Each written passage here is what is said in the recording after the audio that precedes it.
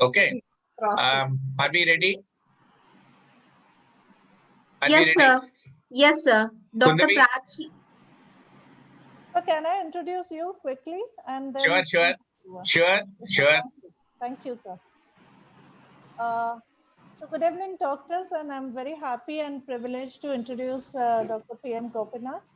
Sir is a director and senior consultant, Institute of OBG and IVF, SRM Institute for Medical Sciences, Chennai. Sir is President-elect, Fertility Preservation Society of India, member of International Fertility Preservation Society, and chairman Board of Studies from 2016 to 19 of Dr. MGR Medical University, founder secretary of IFS Tamil Nadu chapter, and a former professor of Obs and Gynec Madras Medical College. Sir is a recipient of many awards, including leading lights in ART in IFS annual conference in Cochin 2018, and also Icon of the Year in IVF in 2019. So with this, I will hand it over to Sir for further proceedings, and thank you very much. Over to you, Sir. And thank you, Prachi. Thank you for that nice words. I think you have to stop here. Right. Yeah. See, I have a very pleasant duty of moderating a panel where I have people. There are two important, eminent IVF specialists from Chennai, and then another one down south who's been doing the hard work there. So, in order to not to confuse, I will just rather straight away introduce all of them, and then we will move on to the topic.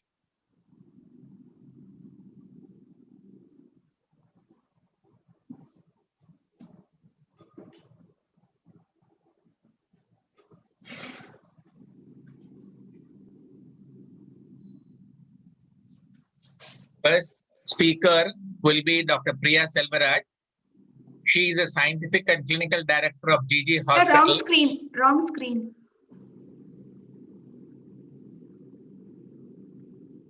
Okay? Yes. Is it okay? Yes. Yeah. So she's a scientific director. She's a scientific and clinical director of GG Hospital and Fertility Research and Women's Specialty Center, Chennai. She has been widely trained in clinical and ART procedures and made more than 20 years of experience in the field. She has many achievements and journal publications for her credit. Areas of her interest is fertility preservation and related techniques, oocyte cryopreservation, pre-implantation genetic screening. She has been a very keen academician, and she has been actively associated with several societies, including that of OXY, and she's now contesting for the post of an executive member of OXY. And I just want all of you to support her in her career. And the next speaker is a close friend of mine. She's at the HOD of Institute of Reproductive Medicine and Women's Health and the Madras Medical Mission, Dr. K.M. Kundavi. She's been practicing for about 20 years on reproductive medicine. She's a lead consultant for infertility in IRM, has fellowship program since 2003. Several of her trainees become a consultant now and then working in various places all over India. She's an invited speaker for several conferences, publications in reputed journals, and she is at present the treasurer of OXY and Tatizar. She's a chairperson, Anti-Sexual Harassment Committee of MMM, member of Endocrine Society of FOXY. And she's got a very wide practical knowledge. I have shared the dais with her as an examiner in several examinations, and I really enjoy doing it. The third speaker is Dr. Nirmala Vijay Kumar, and she's a fertility specialist and she's a consultant at Queen's Fertility Center in Tirunelveli. On an educational, she finished MBBS at Tirunelveli Medical College, did her MD-OG in SRMC, and followed by an MRC-OG with a training in Nottingham.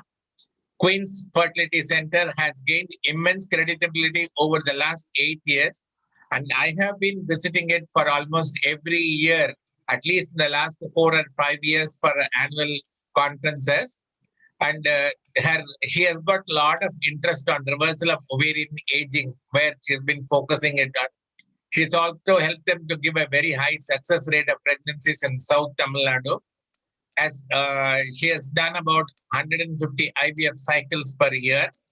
And more than anything else, she is a passionate long distance runner and a cyclist enthusiast, an athlete, and she has bagged the gold medal in the Masters Athletic Tamil Nadu in 2019. She is current president of Speaking Club of Tirunelveli Toastmasters. So with this, we will move on to the first talk, where so that Priya can go uninterrupted without sharing and then be sharing. So over to you, Priya. Thank you very much, sir, for that kind introduction. And first of all, I'd like to thank you for this wonderful opportunity. I'd like to thank Shield Healthcare as well. And also thank you to Dr. Kundavi and Dr. Nirmala for giving me permission to speak first. Yeah,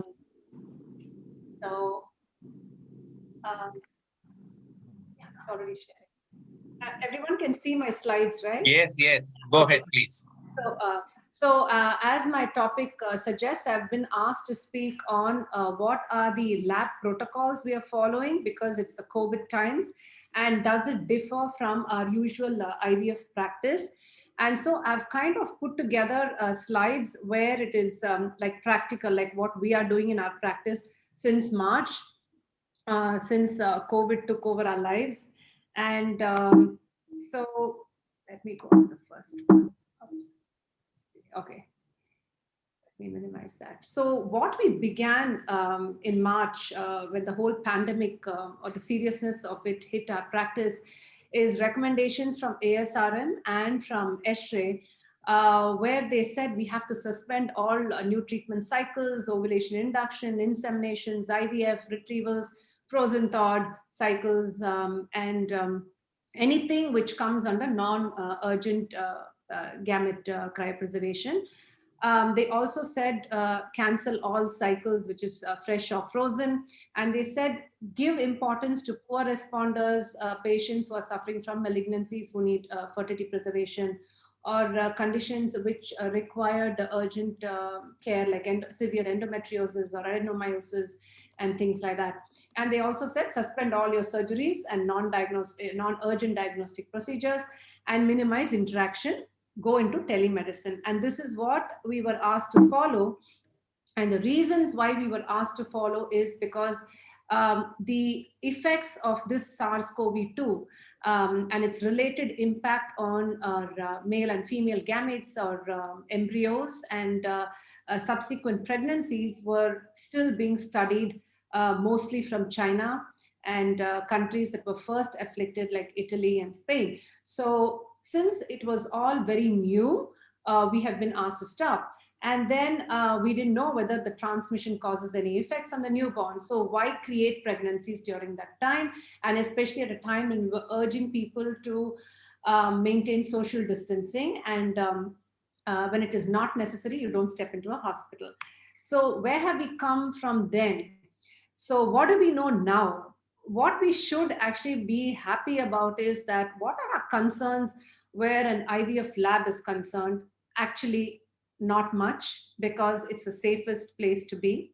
Not only are we isolated, we have implemented air filtration systems as much as we can to maintain a clean room.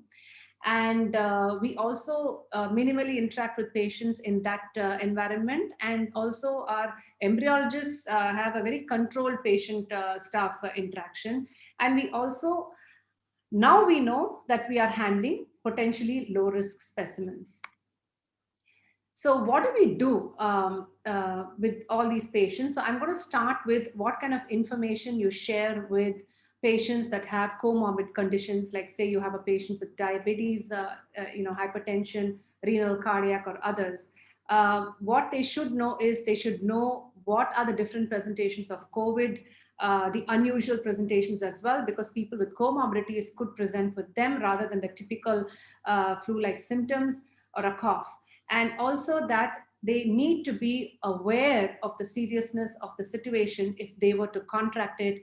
And if they want to postpone treatment, they have every right, or they have to be given the choice to do so, despite them being in the emergent fertility treatment group. Even if they're poor responders, whatever, we need to make sure that they are adequately controlled and they are well aware of what they're entering to before they come for treatment, and always work as a team. It's the physician, the specialist, whoever it is, the super specialist, we also obtain fitness from the physician specialist as well as the anesthetist before start of any procedure. So what are the golden rules of restarting practice in the clinic and lab?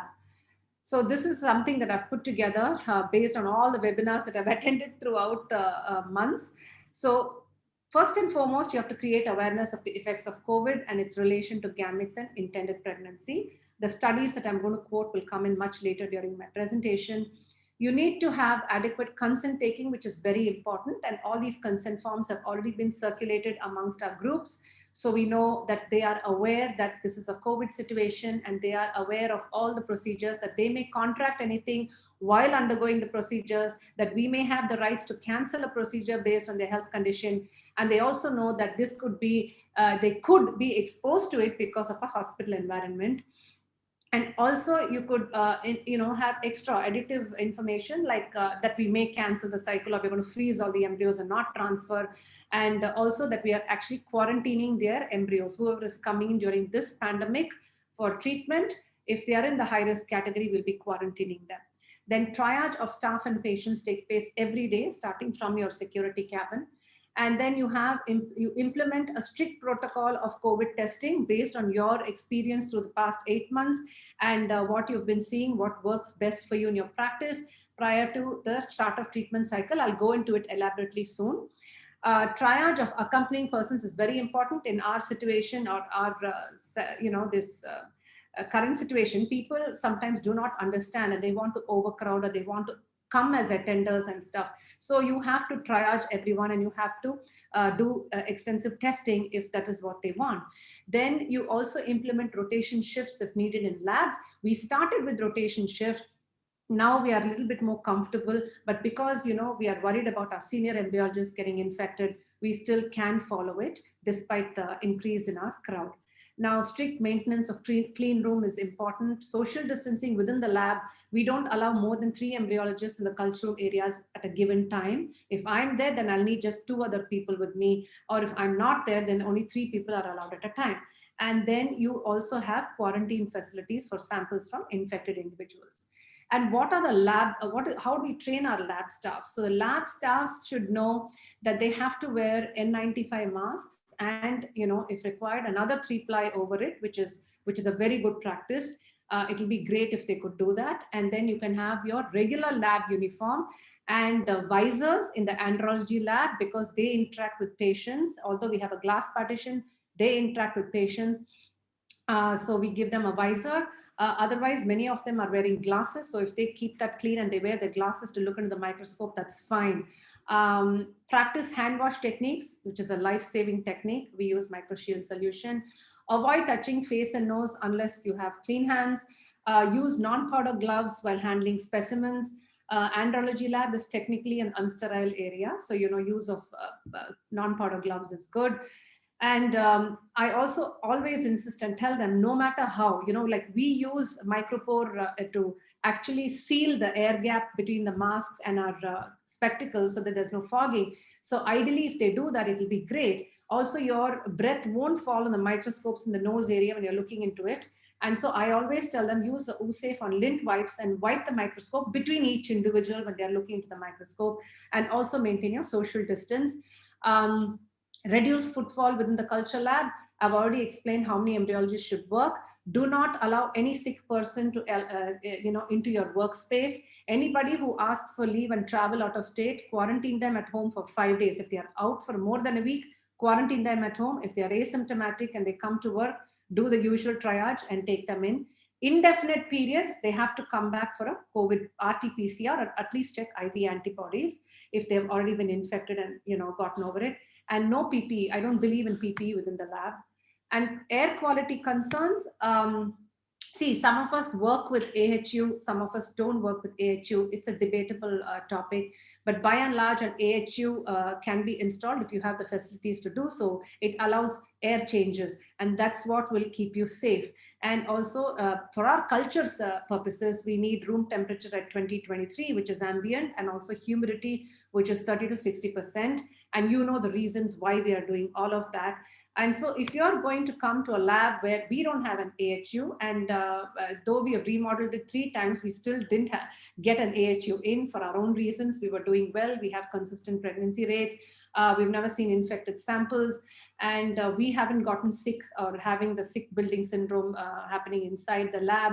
So our main concerns for culture reasons is VOC, but now we have an additional thing about people moving in the lab and the risk of asymptomatic COVID carriers passing on the infection from one person to another. So how are we going to clear this space? So already we use the pure air, of course, in OT as well as in both the culture rooms. So you can see the number of filtration processes that are also taking place. You have a pre-filter, you have an activated carbon filter, you have a HEPA filter, you have a UV light, and then you have a photocatalyst. And what will be good in an AHU is that you have air cycle changes. That is good in an AHU. That's the only thing differing between the two. And now in COVID, we got this Novelius Protect 800, which is using the nanotechnology, that is plasma-based air filtration process, which causes deionization. And it is a very quiet setup, and it causes, so it can be wall mounted or placed on stand and plugged into any outlet.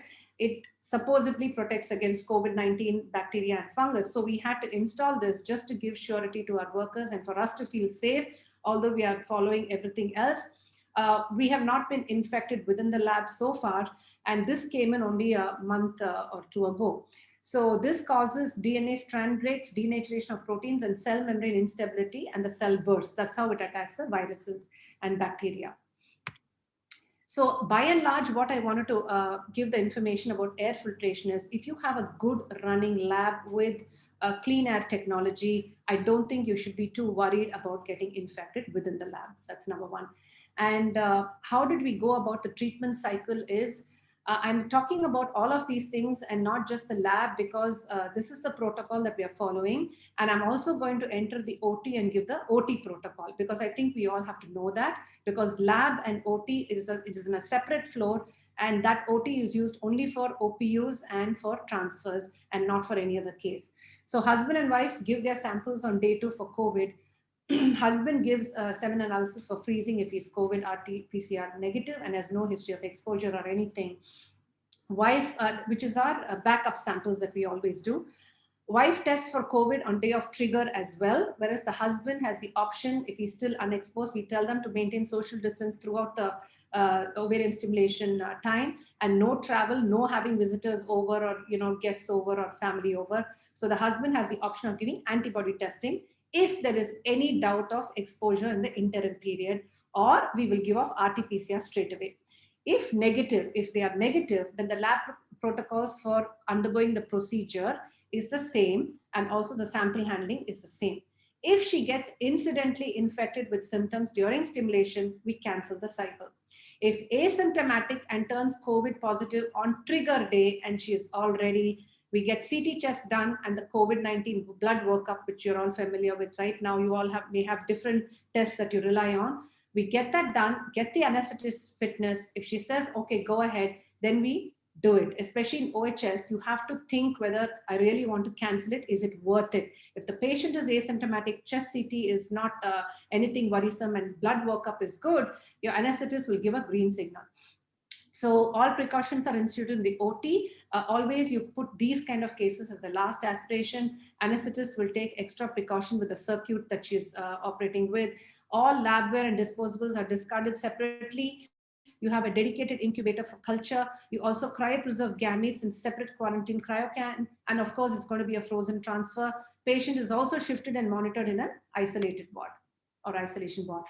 And on trigger day, suppose the patient is mildly symptomatic, she's OHS and COVID positive, you assess the same thing. That's what I meant by CT chest and COVID blood workup and then you decide. If the anesthetist feels you can go ahead, then you go ahead. And the TB aspiration with all precautions in place. Let me tell you, I wear PPE, yes, but I don't do the full gear PPE. I wear a gown PPE, I wear foot covers and a face shield. And so do the people who are helping me with the aspiration. And my anesthetist pictures, I will just relate in a bit. We also strictly monitor the patient's post-procedure for any signs and symptoms of worsening and have a referral COVID recognized hospital for standby. So in early stage, when the pandemic first broke out, our anesthetic protocol was such where we used no AC, we kept our OT doors open, we were literally baking. We always, the anesthetist gives pre-oxygenation for 5 minutes, then she gives a pre-medication with a silagogue and a midazolam. And we used ketamine induction. And she used to maintain it with O2, nitrous, and sevoflurane with spontaneous ventilation and with venti mask. No IPPV was done. That is intermittent positive pressure ventilation, which we normally do. That was not done. They were just holding the mask and maintaining it. And all that we used for the patient used to be discarded for each case. So, you know, that cost balance was a little upset. But presently, now we are more confident with our protocols. We are testing nicely. So IV pre-medication and propofol is as usual, like how everybody else uses. If necessary, we also give the mild IPPV. Then Prosil we are using for intubation. And then we maintain with the same O2, nitrous, and sevo, and allow spontaneous ventilation. Then we discard only the mask and HEPA filters, not the whole circuit. And if COVID positive patient, then we go back to the original routine. So these are my two anesthetists. They have now progressed to using a respirator. Initially, it was only the full PPE with a nice face shield and of course double masking and everything. So lab protocol, in between cases, we allow at least 20 to 30 minutes between each case. There is complete sanitizing of OT, the operating bed, as well as all working surfaces, our trolley where we keep our warmers and our test tubes, and also the probe, which I will show you in the picture later. The OT, passageways, scrub area, doctors and staff room, floors only. This is a regular practice we use work on, and work on is now approved for COVID-19. So any place where there is blood and spillage and it's unsterile, we use a work on. In culture rooms and cryo room, it is safe. On working surfaces, safe. And the personnel in the OT, like I described, we used the surgical gown, visors, foot covers, double mask.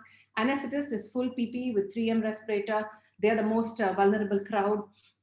And embryology lab, just a regular lab attire, like I said, glasses if they wish, and double mask, no PPE, no visors. It's going to interfere with your whole process.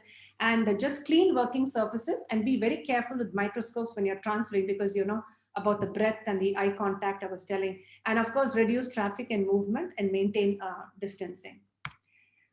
And so this is off from another presentation. The other solutions, of course, 70% isopropyl alcohol can be used. Any chlorine-based solution like 1% sodium hypochlorite is also used, but we don't use it. We use it only for our open areas like OPD and patient rooms and any other surfaces in the ground floor and other places, not inside the lab.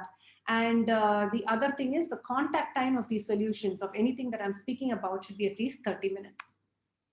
And so this is how, so in between cases, of course, you soak your probe. I'm sure everybody is using Sidex. That's also an approved solution for COVID-19. So you soak it for 10 to 15 minutes in Sidex. And then we have Milicu system, because we prepare our culture media sometimes. So we have the Milicu water system running. It's either that or an RO water you can use for 5 or 10 minutes, and you wipe it dry, and then you can use it for your OPU.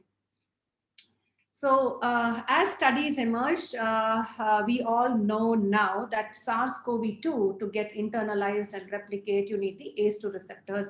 First, we understood that it may not be present in the reproductive gametes, but now we understand that it is present, especially in Leydig and Sertoli cells and spermatogonia of the human testis, as elaborated by these studies.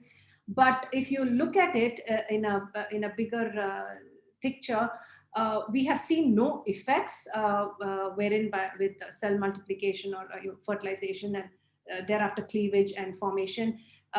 We haven't seen anything different there. What happens internally at the gene level, no one knows. Actually, there's one more study, yeah. So this is another study where they recommended, or they kind of found out that everything is a very gray subject, whether there's genes for receptor and viral internalization and replication, whether it is really present, and if it is present, what effects it has. The zona pellucida is supposed to be a barrier, but in ICSI, you're penetrating that barrier. So what helps ultimately is that everything is diluted with your sperm washing techniques. So it's the regular DD. Everyone's fond of the double density gradient, and of course another sperm wash after that. And even the way you wash your gametes, even prior to ICSI, nicely you can remove the cumulus and keep washing. And then further dilution when you're cryopreserving. So all of that, and then putting them in liquid nitrogen. So at every step, they feel that the effects are probably negligible, and that's the concurrent status right now. And so this is our regular case series where we use for the regular patients. And this is one cryocan, actually two are there for keeping it as a quarantine tank. And actually, that's the end of my presentation. And I was thinking that I will probably take any questions because beyond this, what I wanted to emphasize is that if this presentation has probably taken off concerns where your air quality is concerned, or what your attire should be, or what your protocols within the lab should be, then I'm happy, because this is exactly what we've been doing in the last 8 months. And our results have not changed. What crowd we get, it's the same success rates. We've noticed nothing new. We've noticed no change in any gametes. What we get is what we are working with. And that's it.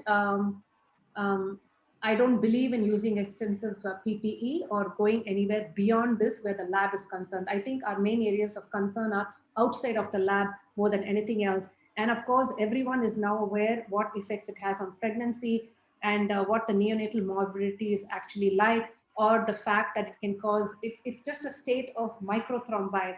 And so microthrombi can cause placental insufficiency and IUGR, and thereby enhance your rates of premature deliveries, and thereby the neonatal morbidity is increased. So I think that has been clearly understood. So within the lab, this is exactly what we do. So we have to work on the patient population to enhance their success rates within the lab, and also reduce their exposure to infection within the lab by keeping them safe.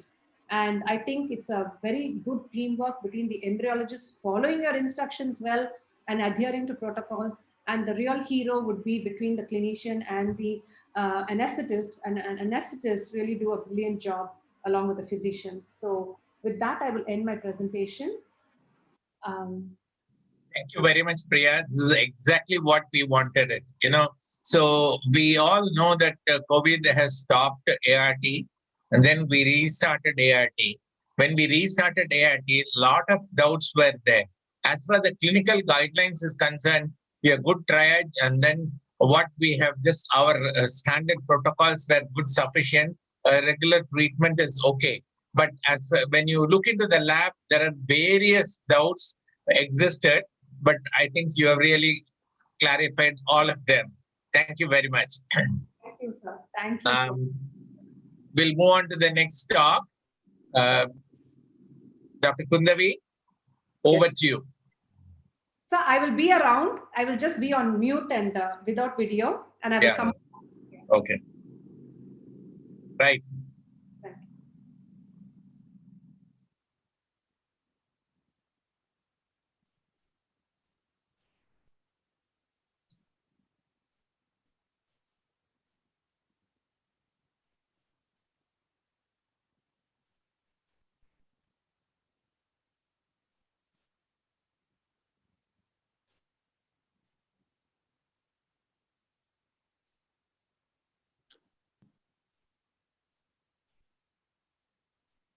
I'm not able to share my slides. Can you see my slides? No, it is not coming. No.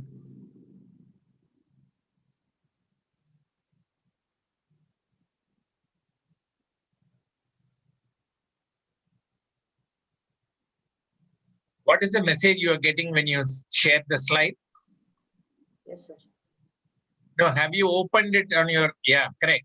Right, fine. But it's not coming a slideshow.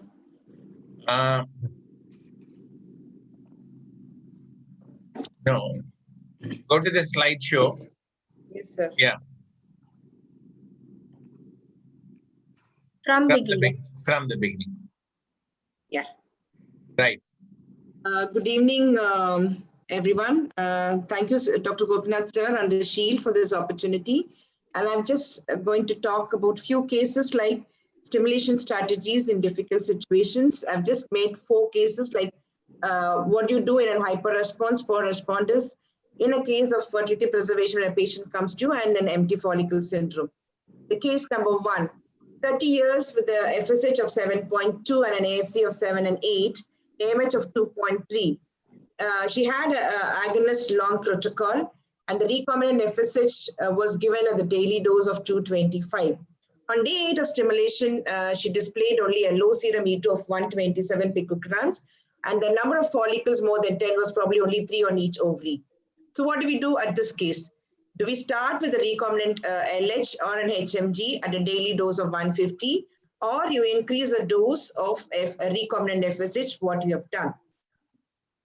So when you look at that evidence, what people have said is, you look at number 1, that is depicts a patient with normal follicle oocyte index in whom the number of oocytes retrieved was equal with an antral follicles count at the start of stimulation.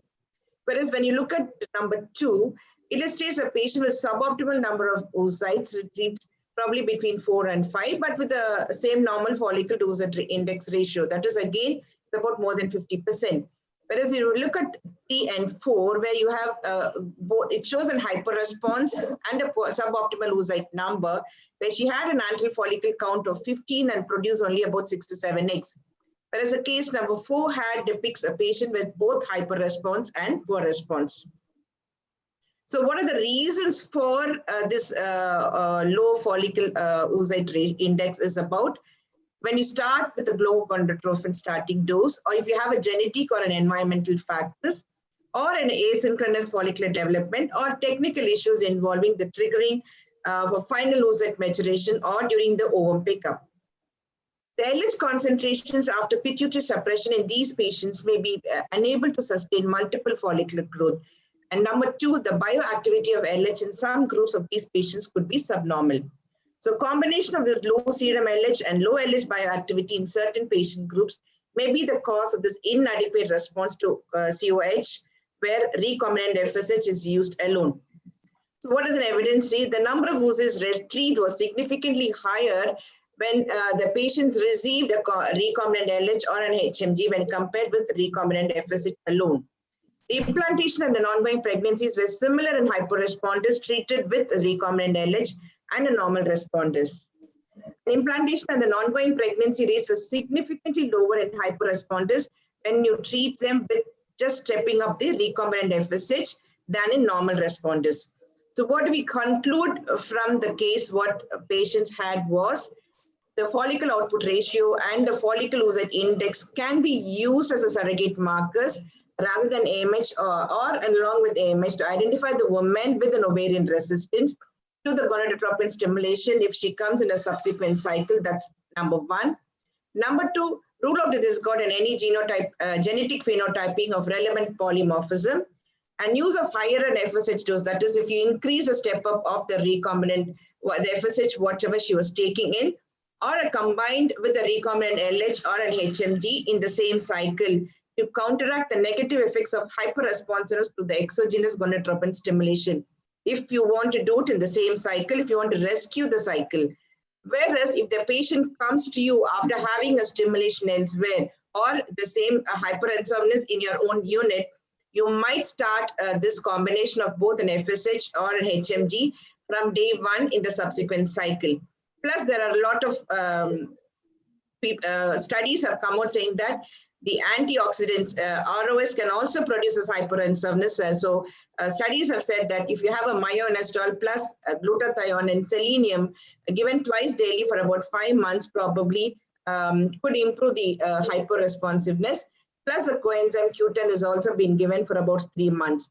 And they said avoid environmental contaminants. So if you have a hyperresponsiveness, probably you add an HMG from in order to improve her response.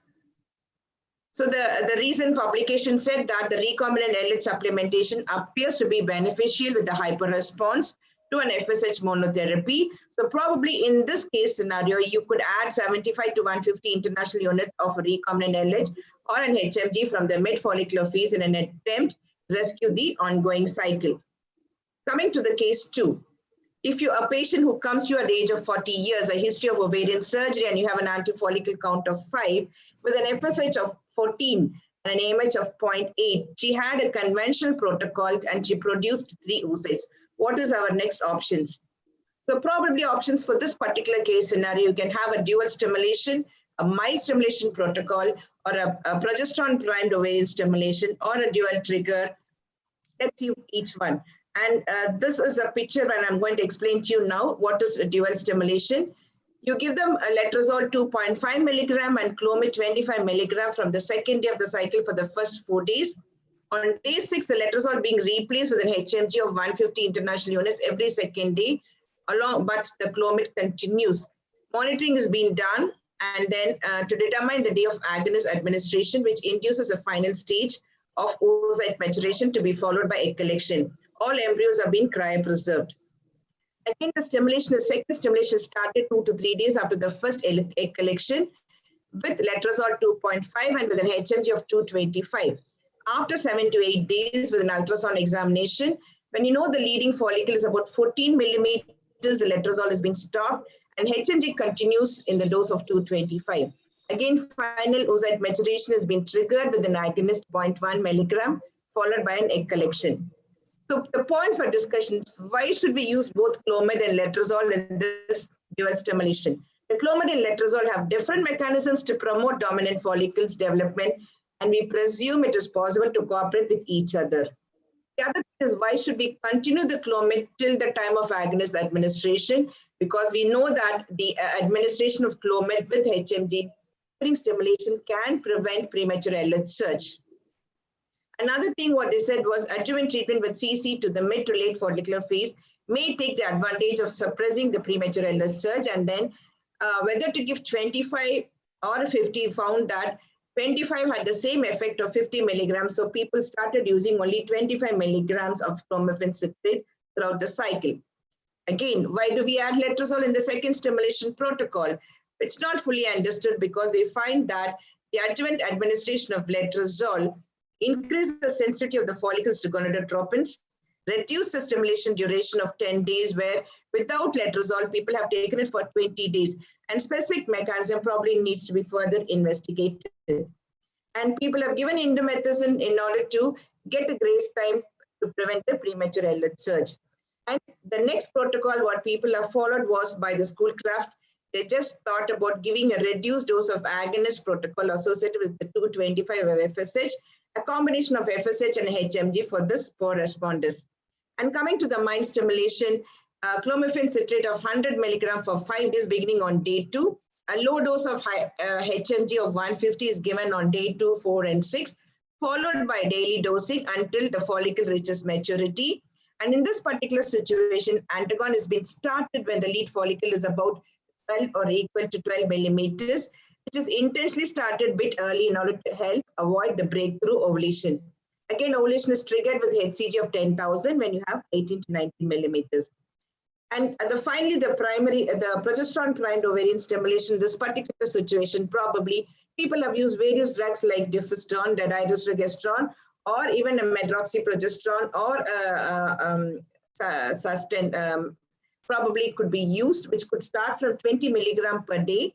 An incidence of premature LH surge, that is, how do you define the surge, was about LH level more than 10 and a progesterone level of more than 3.1 on trigger day was significantly lower in this progesterone primed ovarian stimulation.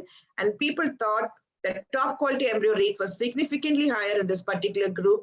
And this progesterone reported to play a very important role in the oocyte nuclear and cytoplasmic maturation. The better embryonic outcome with the progesterone administration in this protocol may be due to the modulatory interaction between the progesterone and its receptors, probably in an aged women where we have a poor response. So this study group used an HMG of 150 to 225 and also used a medroxy progesteron and then from day 3 of the cycles, and when 3 follicles reached 18 millimeters, HCG was given as a trigger.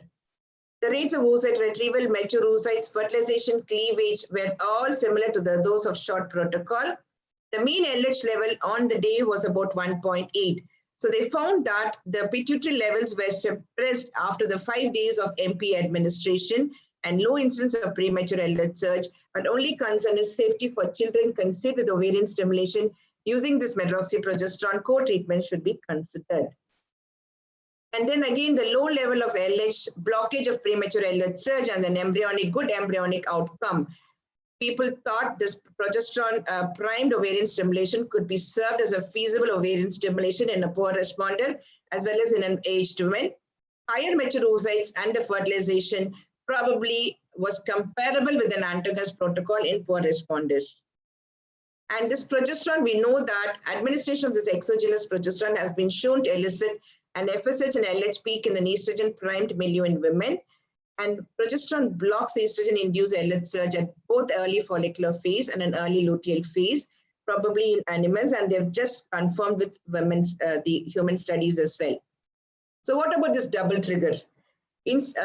We always give agonist plus probably 1,000 or 1,500 as a dual trigger in order to overcome certain problems during a stimulation protocol. But here you give the complete dose of HCG of 10,000 international units along with the agonist trigger. And this FSH surge in combination with the direct action of agonist on ovarian, it acts on the ovarian receptors, that's number 1. And the gene expression of this epiregulin and the nampiregulin in the granulosa cells from patients receiving the double trigger was significantly higher than that from the patients triggered with the HCG alone. So patients with the poor responders, probably the double trigger, that is complete dose of 10,000 HCG with an agonist of 100 micrograms could be of beneficial.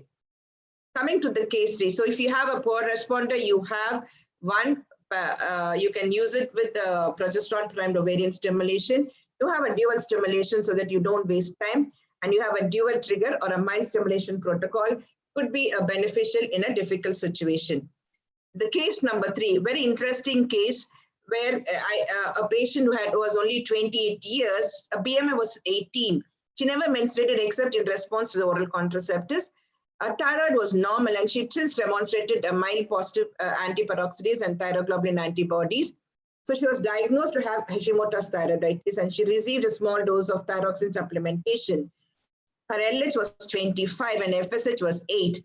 Contradictory treatment, and then if you look at the AMH was 36. We know that as AMH goes up, the FSH is not, will not be so high, whereas this girl had an FSH of borderline FSH of 8 and AMH was 36. She did not rest. She started with 75 international units because thin BMI was 18 with an antral follicle count of nearly 30 on both sides. There was no response. Again, 112 of recombinant, again, no response. Then we changed over to 150, multiple follicles triggered with the agonist, no eggs at all. 36 later, following another trigger again, no eggs were retrieved.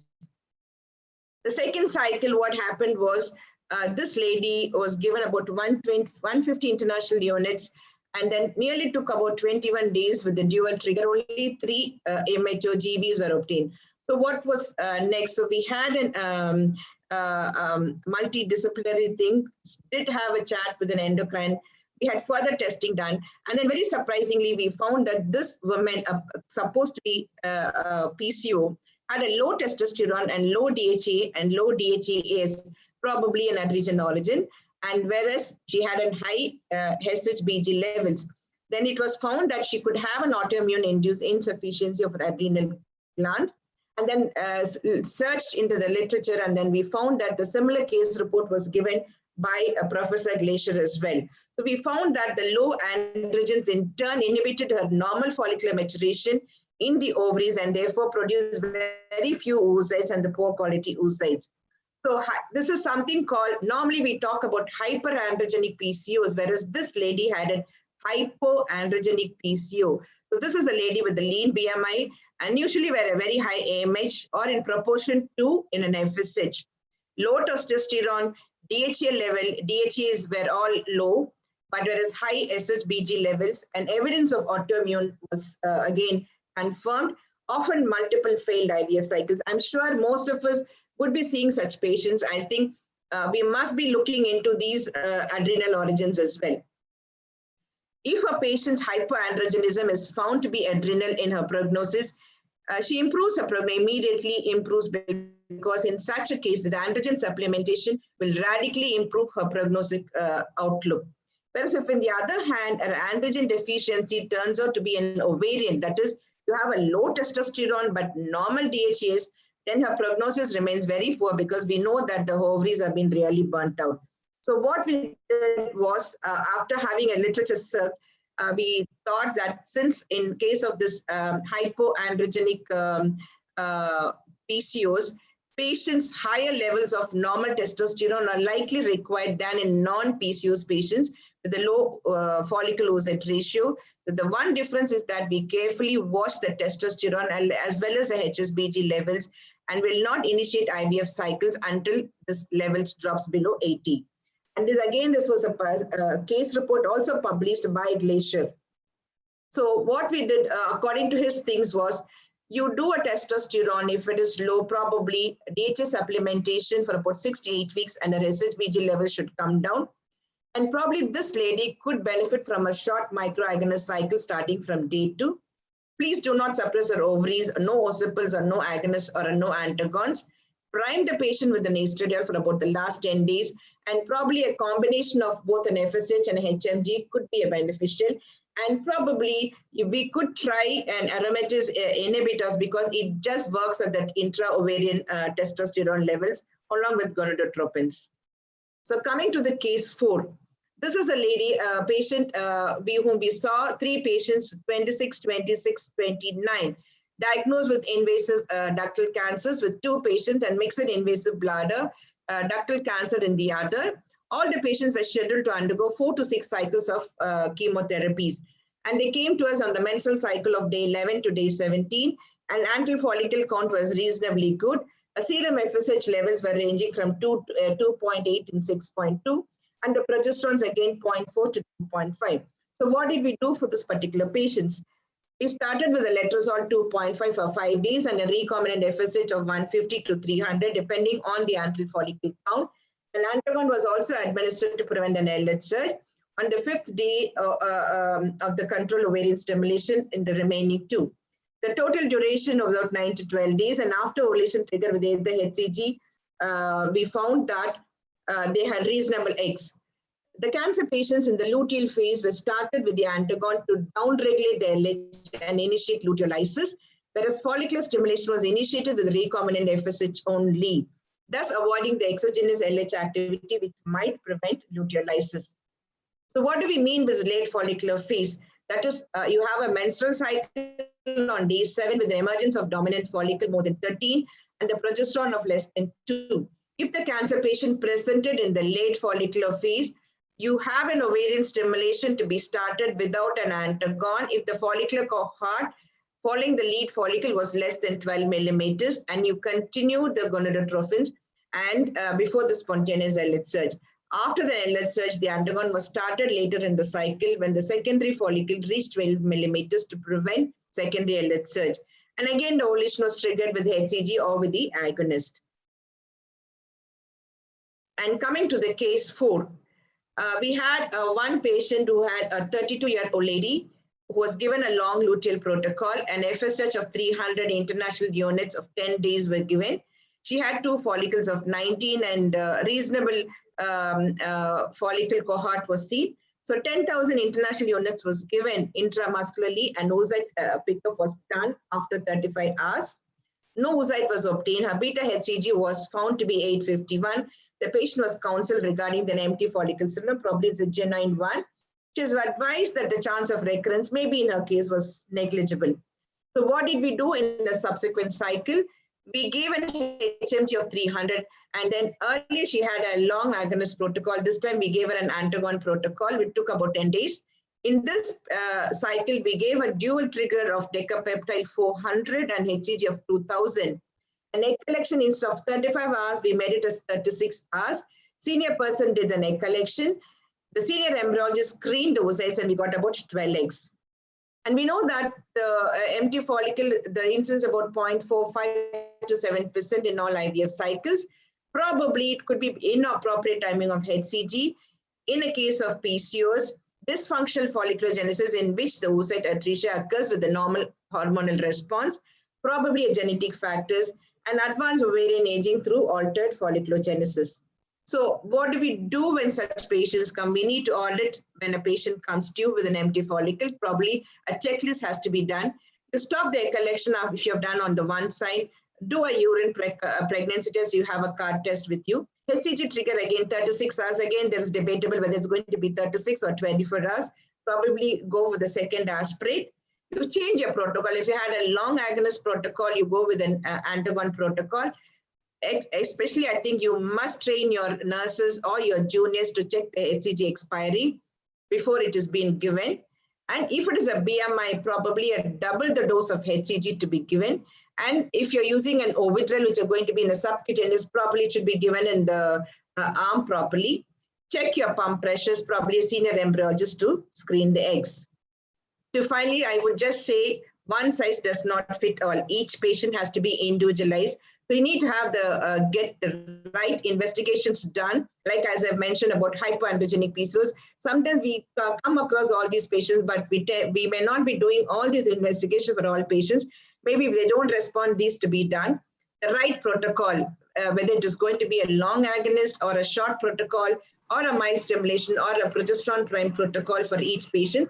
The right dosage. And so starting with a smaller dosage, probably might require a conventional dosage of 225 and to the right patients. So probably in a difficult situation, you have to individualize your stimulation protocols. Thank you so much. Thank you, Kundavi. Thank you for taking us go through your entire case series. Practically, it covers almost all the difficult situations.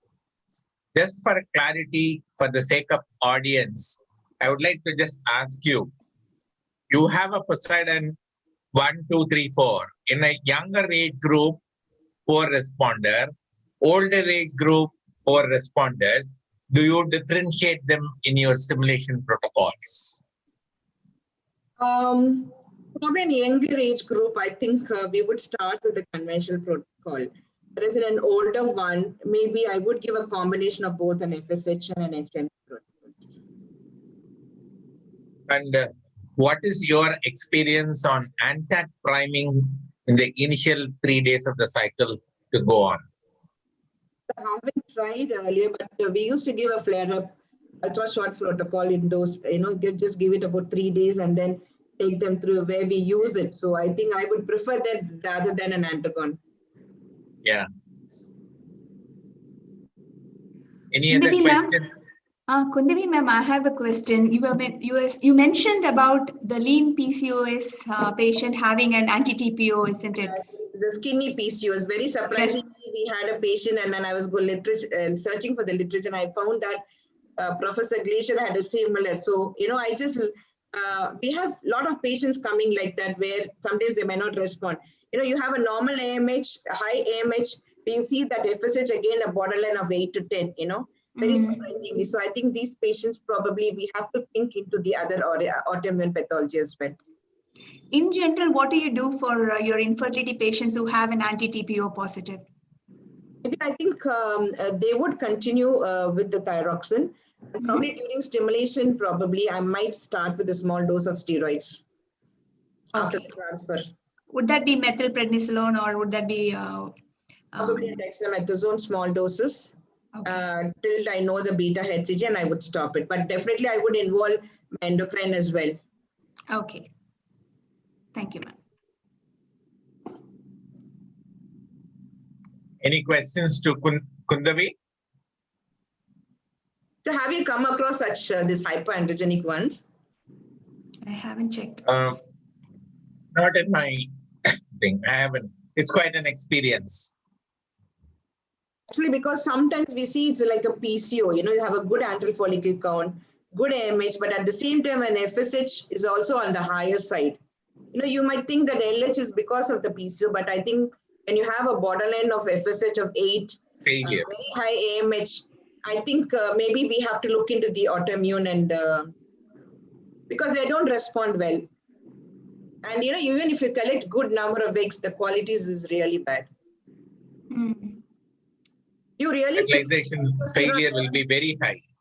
So do you really check the testosterone levels before we give the DHEA? Certainly, yes. no. Certainly, yes. We do. Okay. See, generally, I do not follow the school of adding adjuncts left and right. So, very, very meticulous in adding the adjuncts unless it's really indicated.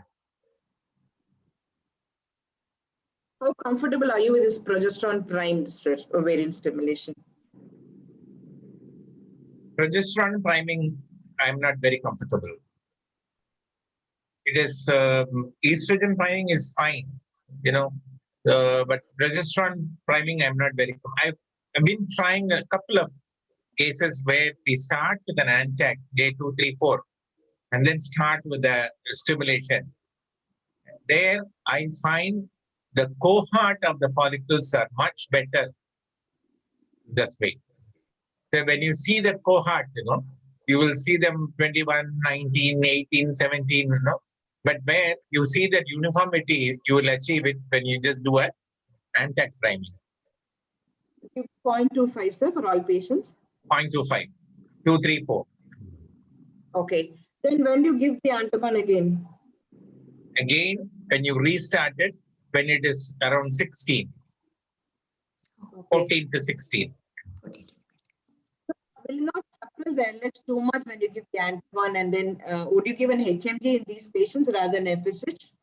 No, depending upon the basal values of the previous response, we can choose the stimulation, whether to go in for a simple FSH or HMG. Earlier we used to give, because I was trained by madam, we used to give when the LH is very high to reduce LH levels on a day 2. Then people were saying that, you don't need to reduce LH levels, so we just stopped. But madam used to give antagon to reduce LH levels. Correct. Correct. That is affect the oocyte quality.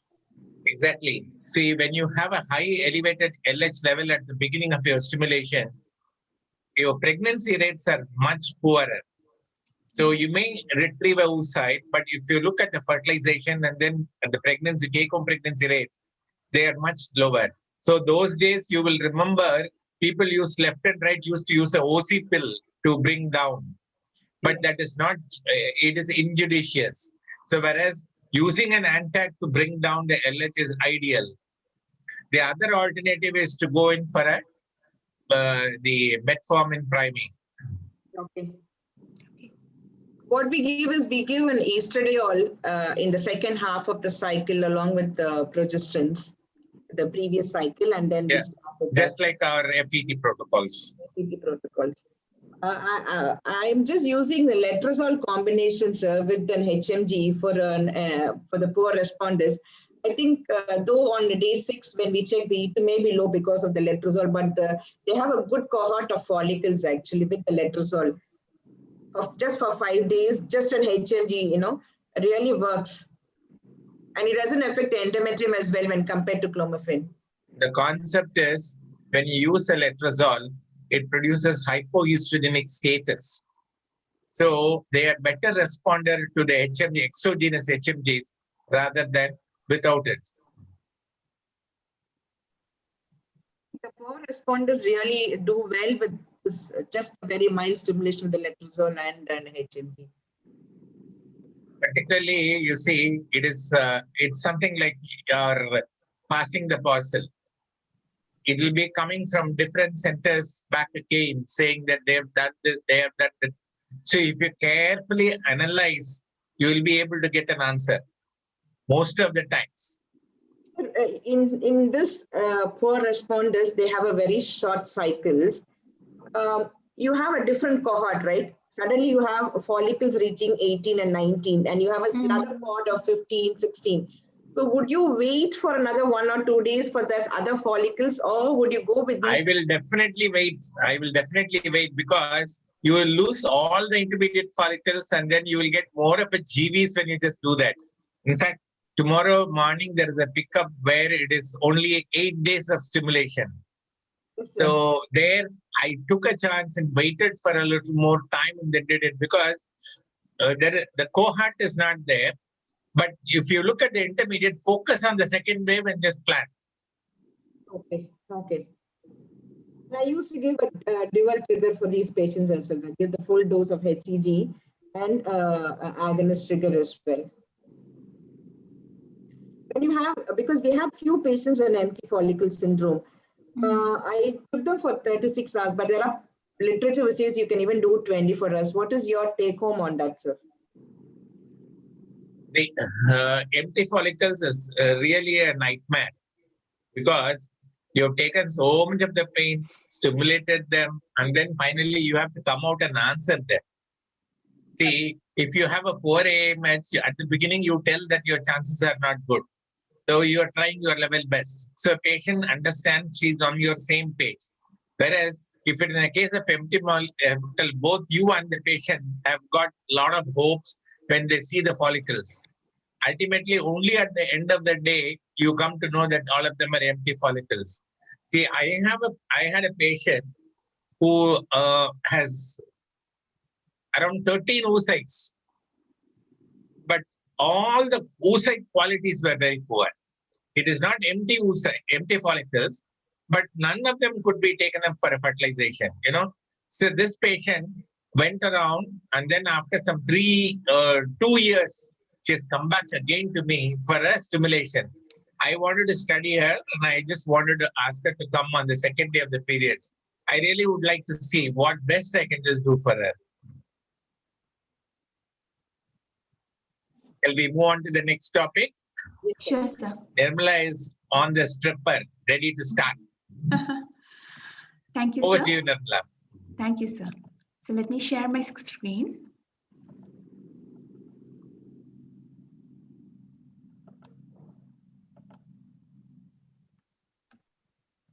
Can you see my screen, sir? Yes, yes.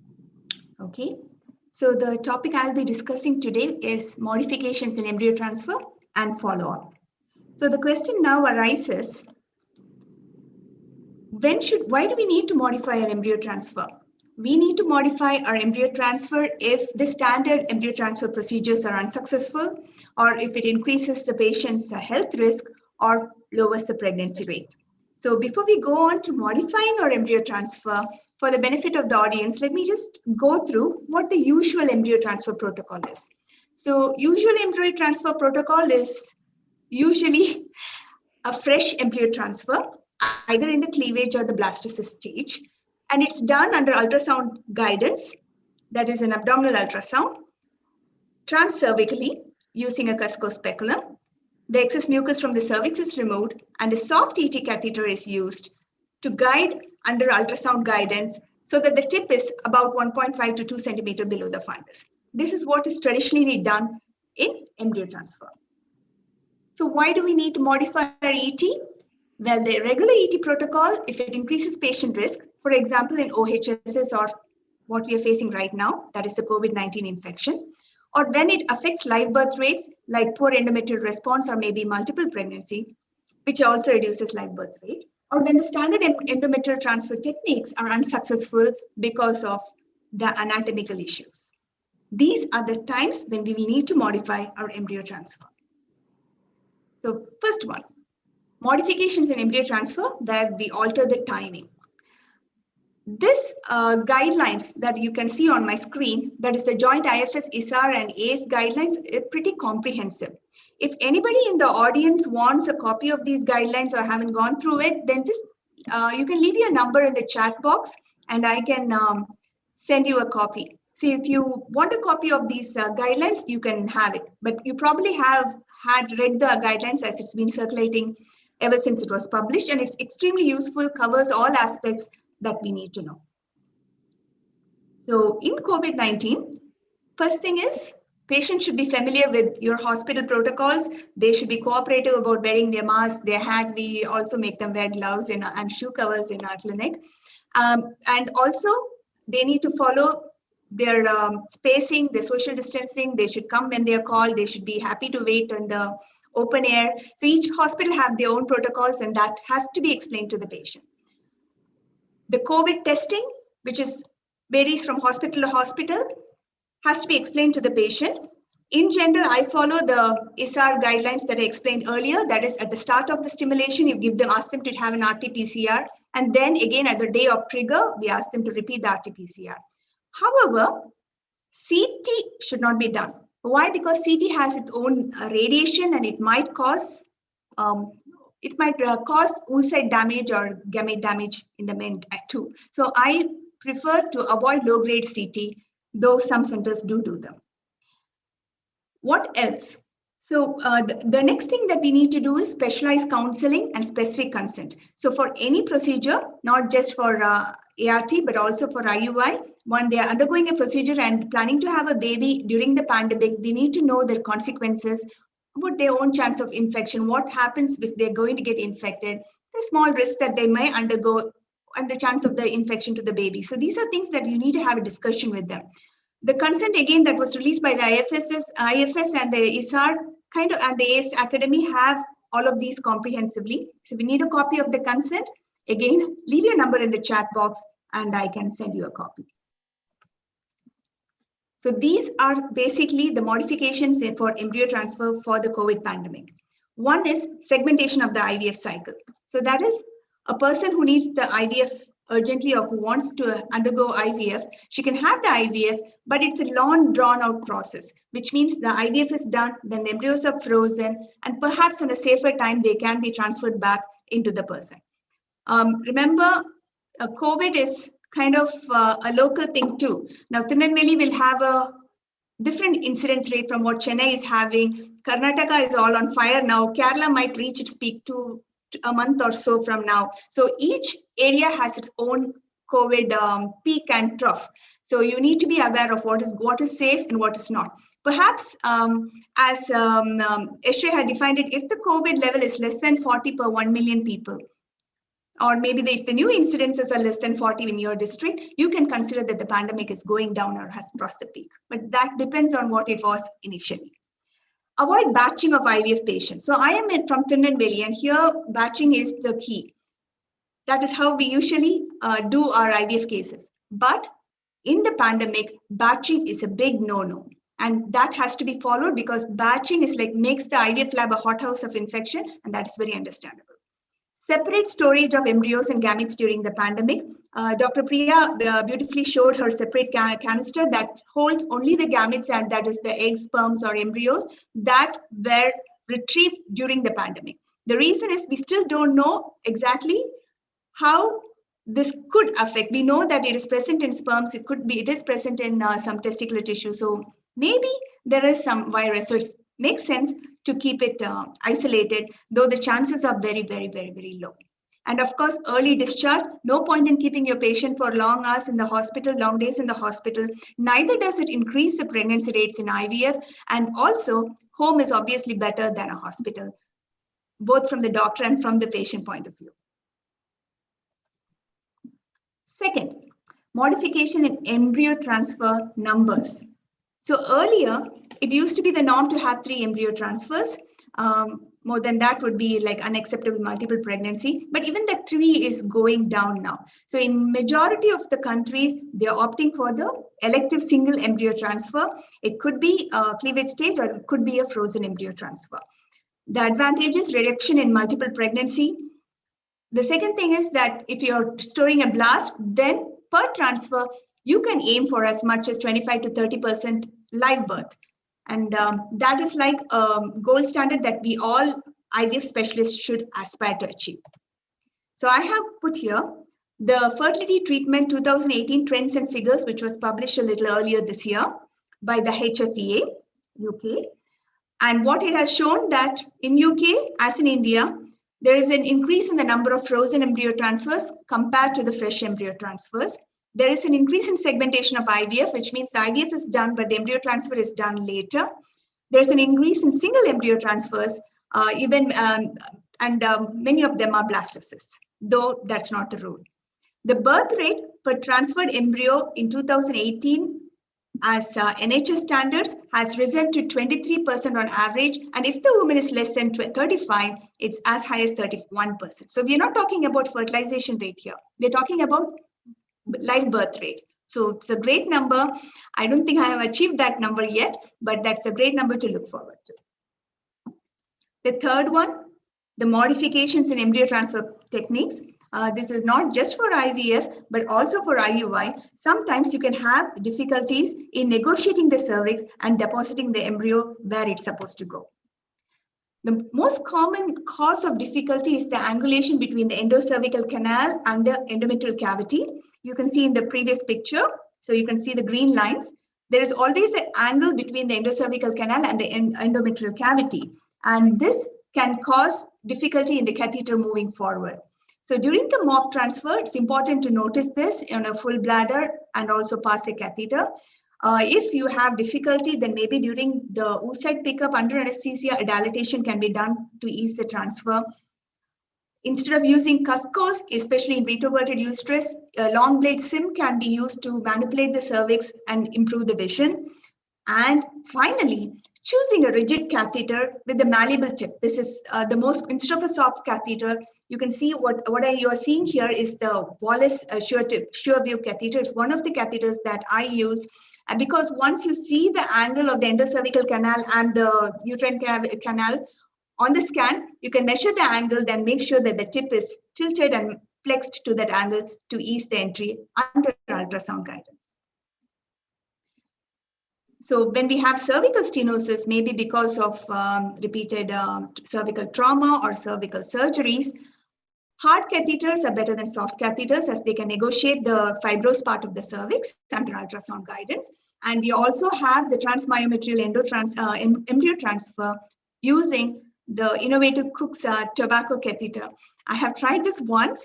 Unfortunately, she didn't conceive, and somehow that put me off from trying it again.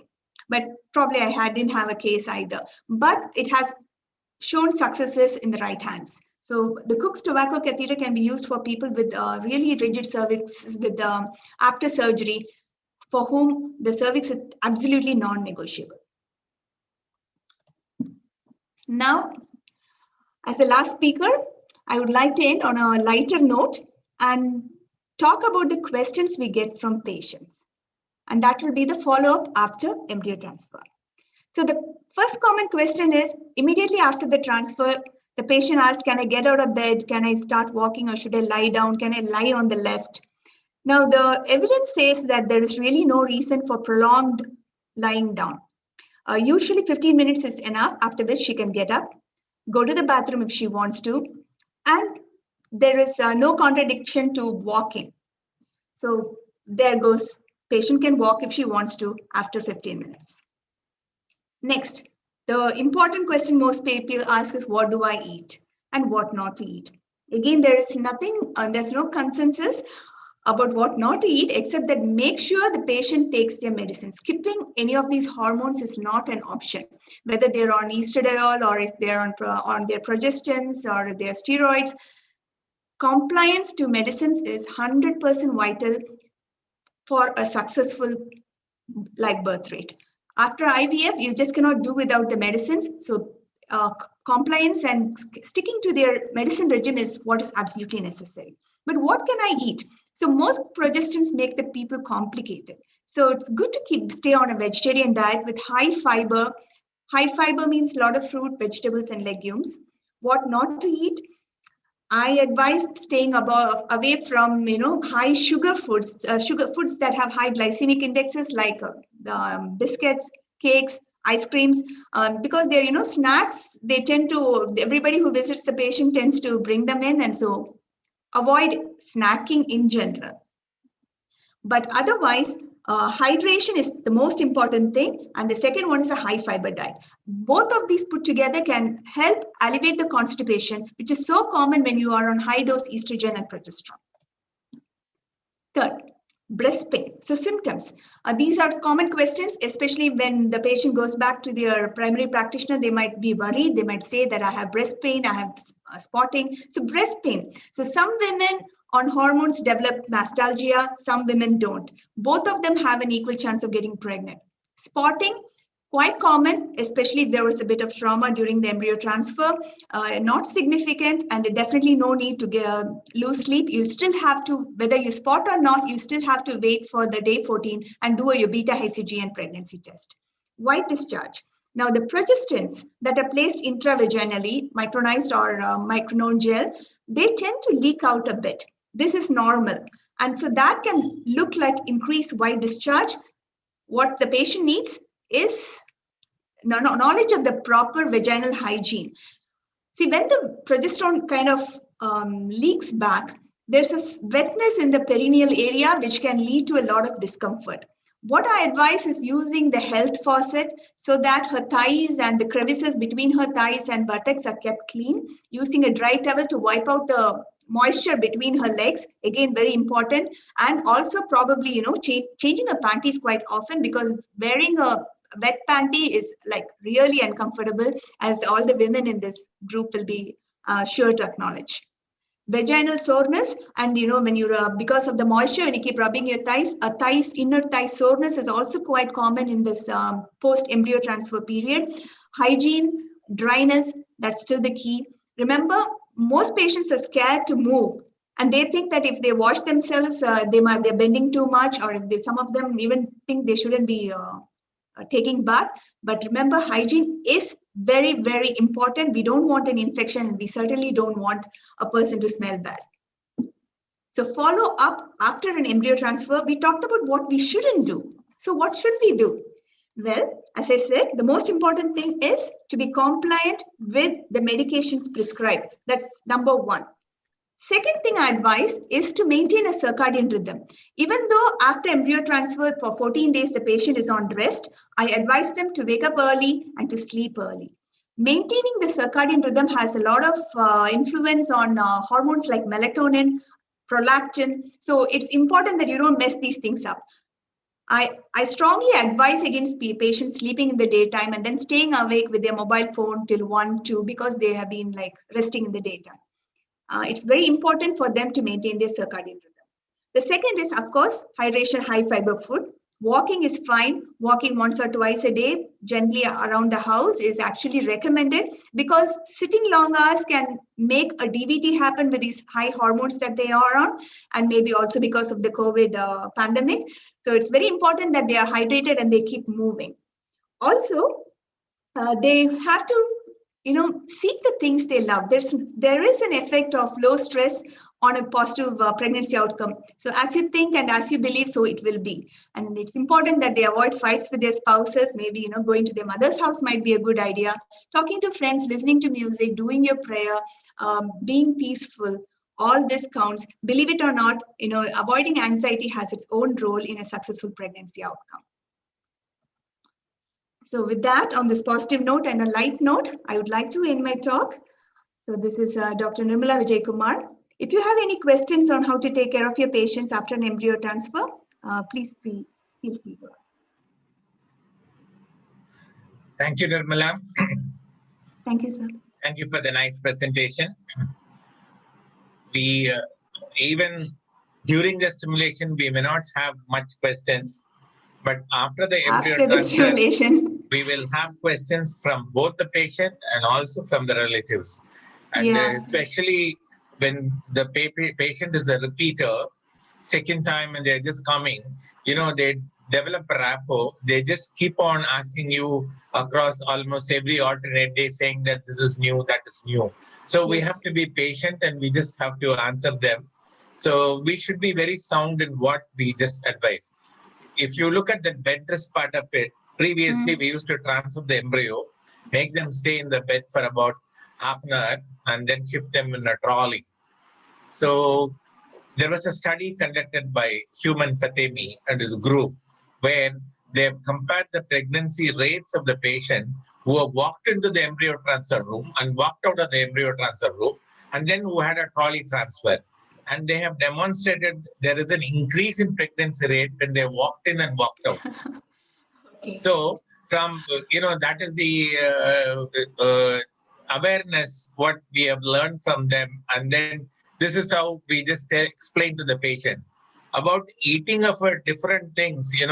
The very commonly, as you said, they will ask about the non-veg, whether I will take a veg. I always tell them the spontaneous pregnancy part of it occurs in almost all the groups. Either the vegetarian or a pure non-vegetarian, it does occur.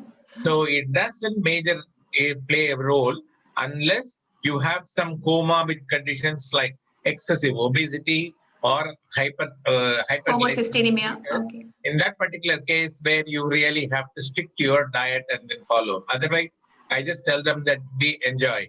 As you rightly put it up, it has to be a limited domestic activity. It should never be a bed rest. That is the most important thing. And sleep pattern is very well accepted. Even in this last ASRM in Philadelphia, a paper was presented from my center about the sleep pattern and the positive pregnancy rates in that. Yes. So regarding the egg collections, we used to do it under low spinal. We stopped giving the. Yes. No, I have never tried it under low spinal, but I have heard not only in your center, there are so many centers they have been trying it on low spinal. The more you learn about the art of picking up, and we know it's going to be much easier. You do not need an axe to kill an ant. So that's how we just go for a simple thing. IV propofol, as Priya was mentioning it. The IV propofol and maintenance should be fine unless the patient keeps bucking in between. She doesn't need a relaxant or she doesn't need an IPPV. We used to do only IV propofol, but they were a little worried because in case they vomit or something, the aerosols are very high. So they started doing a low spinal now. Now for the COVID. Okay. For the during the COVID period, all the egg collections are done under low spinal.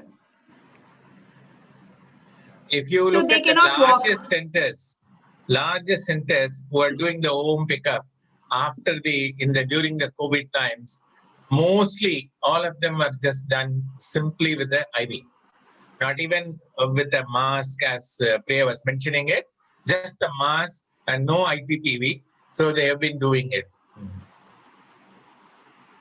Because we are in the training center, I know during the COVID period we are not supposed, but we can't say no because in that case, they can walk within 3 hours. They can go. I mean, they're off the bed.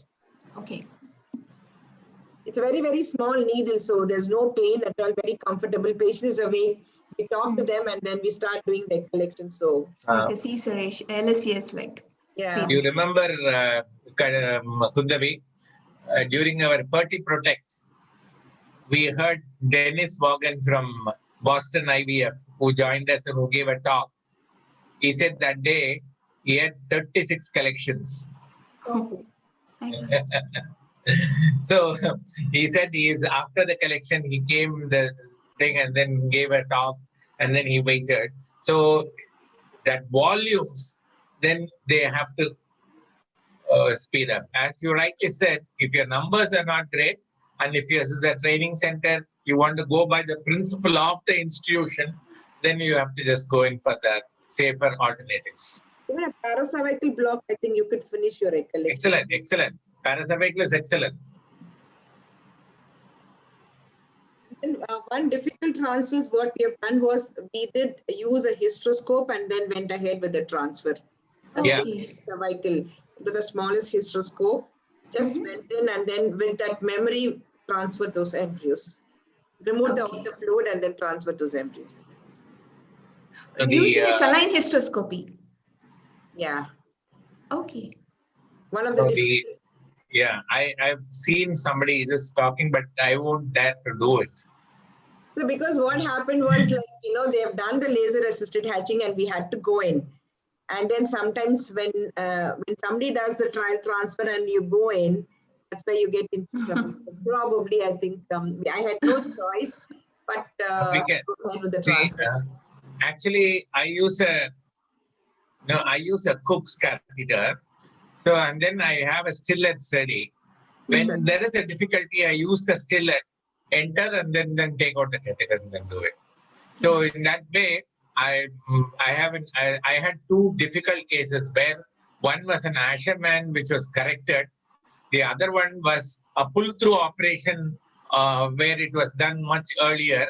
Even in that scenario, we were able to use a stillet and do it. Of course, we had our heart in our mouth. As you said, it's a day 5 plus. You can't do anything. And you've taken it out and then you have to do Pull it. through would be the anal imperforate anus surgery. Pull through?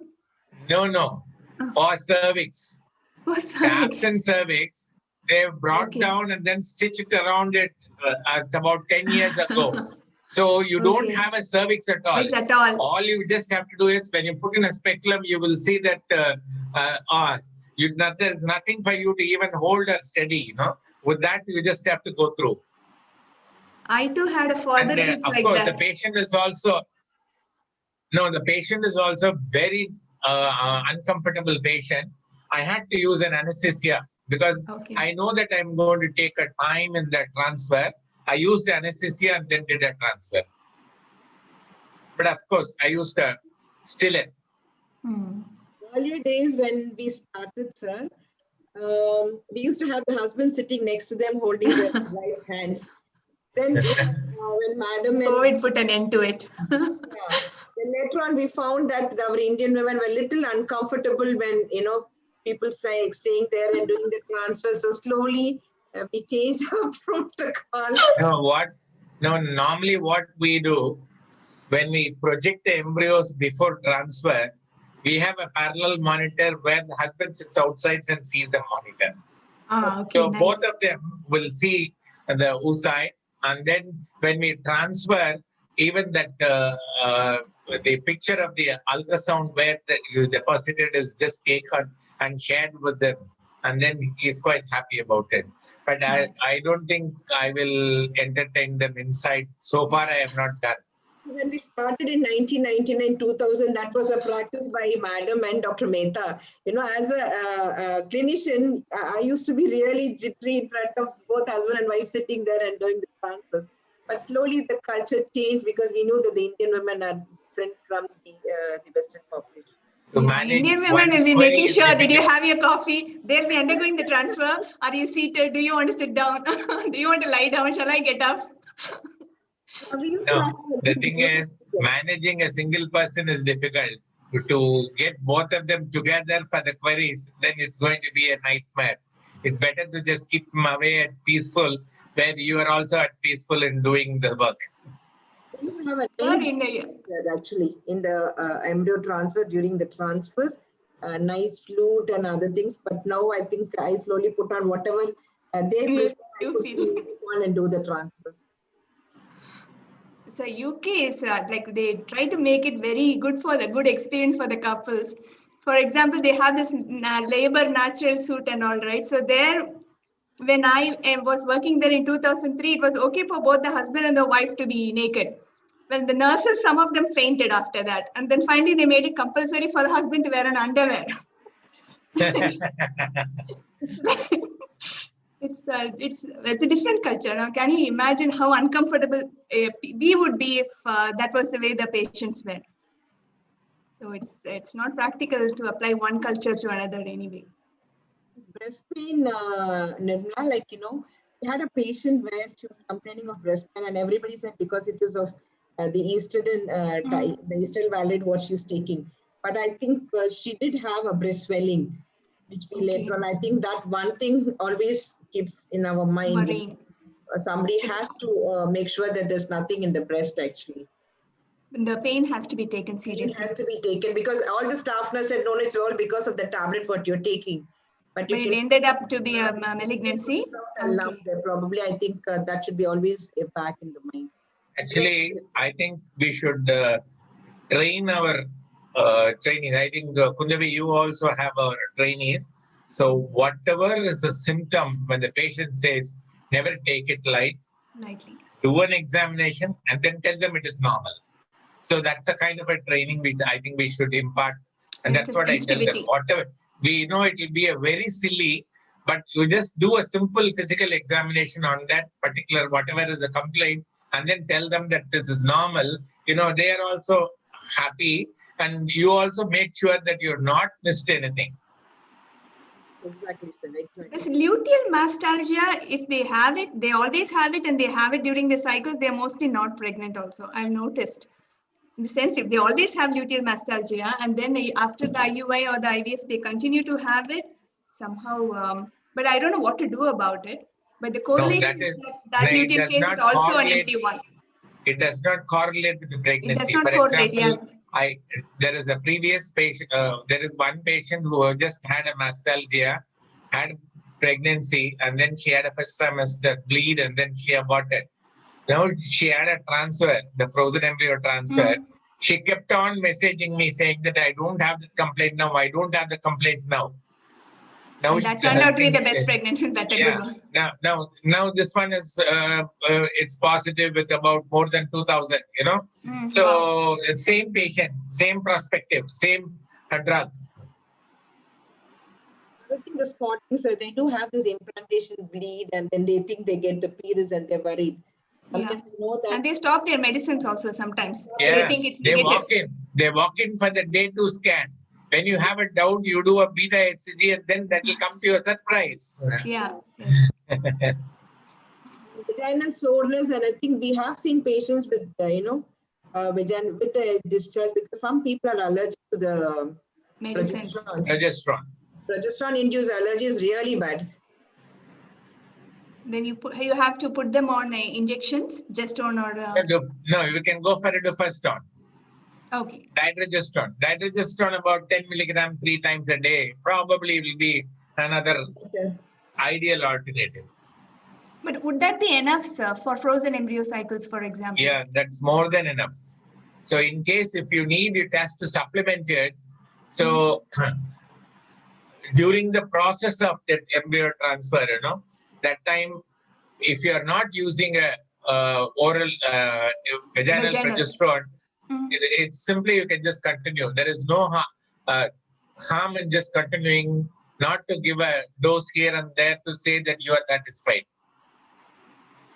Most of the studies, even if you just take the Lotus 2 trials, all of them have done with only about 10 milligram 3 times daily. 30 milligram. Some of the centers in India, especially even in our south, they've been using 10 milligrams. Along with that, they've been using a micronized progesterone. Am I right, Kudavi? Yes, sir. I'm giving a combination of Correct. the oral Dido Some and of the centers are using both. And vaginal. Yes. Yeah, either vaginal or an oral should do. Okay. Depends upon the patient's compliance, actually, the vaginal one. As you rightly said. Because there is a point in which you are converting to oral, no? There's no point in just giving it back again to the oral and vaginal. Okay. Thank you very much, ma'am. You have really made it interesting. Thank you, Kundavi. Yes, sir. Thank you, Nirmala. Yes, Thank sir. you, Dr. Thank you, sir. Prechi. Dr. Prechi is gone, I think. But we have Chitra Kala. Is that her name? Other thing, Dr. Nirmala, like any difficult transfers, we do give an atosibon. Oh, okay, ma'am. I never tried atosibam. So Been regularly giving, and I think it does really help us actually. for uterine relaxation. And then followed by the full dose of the atosibon. And especially in the patients with recurrent implantation failures. Okay. And we also note where they have an endometrial waves. That's visible, yeah. It does help. Atosibam. We'll remember that, ma'am. Thank you. Thank you very much, all of you. Thanks for joining. Thank you, Bye-bye. Thank you, sir. Thank you so much, sir. Thanks from Shield, sir. Thank you. Thank you, sir.